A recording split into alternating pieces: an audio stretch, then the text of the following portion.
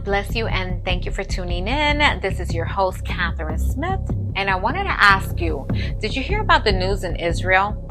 Where two influential members of Israel's parliament named Moshe Gafni and Yaakov have introduced a bill to outlaw teaching the gospel of Jesus Christ in Israel. The bill would send violators to prison for 1 year and up to 2 years if the conversation about Jesus is with a minor under the age of 18. The bill would also make it illegal for someone to solicit a person directly, digitally, by mail, or online.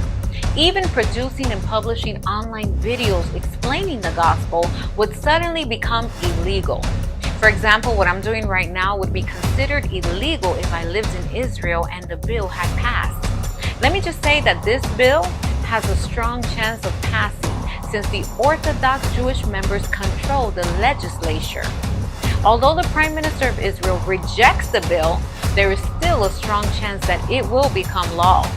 Now, mind you, this is the very land where Jesus was born, raised, preached, died, buried, and rose from the dead.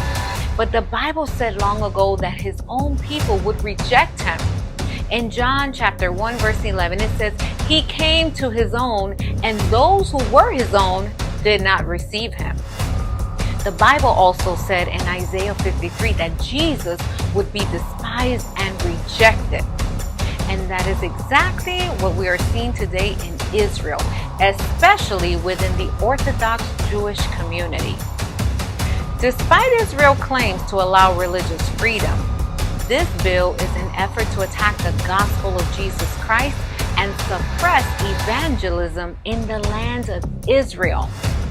In the past, Christians in Israel have experienced persecution in the form of vandalism, hate crimes, harassment, intimidation, discrimination, and being spit on.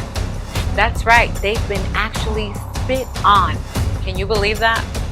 So as you can see, the topic of Jesus is not very popular in the land of Israel, and the same thing happens about 2,000 years ago. Israel's rejection of Jesus 2,000 years ago led to their exile, which almost lasted for 2,000 years. They just recently returned to the land and became a nation in 1948. So Israel should be careful because they are only setting themselves up for failure and horrible consequences in the future. But then again, the Bible already predicts that too, as they continue to reject their Messiah. And their rejection will lead to a time of great trouble for Israel, described as Jacob's trouble. It will be a time of great judgment and persecution for Israel because of their rejection of Jesus, their Messiah. But I got news for the world. Yeshua is the rightful king of Israel. And in the future, he will return to Jerusalem to reign from the throne of King David. Jerusalem will be the capital of the world in the millennial kingdom of Jesus, and Israel will be restored to its rightful place. You see, right now, Jerusalem is currently split in half between Israel and Palestine. Everyone wants a claim to Jerusalem. But let me tell you that Jerusalem belongs to God. That's right, Jerusalem belongs to no one else except God. It's a city that literally means peace despite its current conflict and division. Jesus will take over Jerusalem and bring peace to Jerusalem. But not only Jerusalem, Jesus will bring peace to the Middle East finally, and the rest of the world finally. And that's going to be a victory for God's kingdom and God's people. Amen.